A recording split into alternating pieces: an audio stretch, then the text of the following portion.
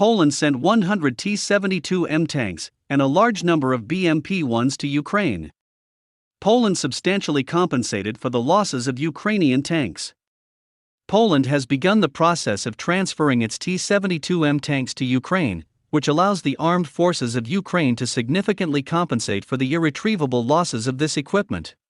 Poland is preparing to transfer to Ukraine its armored vehicles from among those that were delivered here back in Soviet times. Poland will transfer to Ukraine up to 100 T-72M tanks and an unnamed number of infantry fighting vehicles BMP-1, presumably 30 units.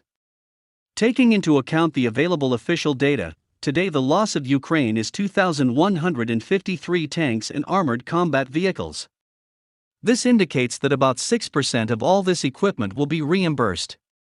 Moreover, taking into account the Czech T-72 and BMP-1 tanks previously transferred to Ukraine, the number of military equipment in the armed forces of Ukraine has increased significantly.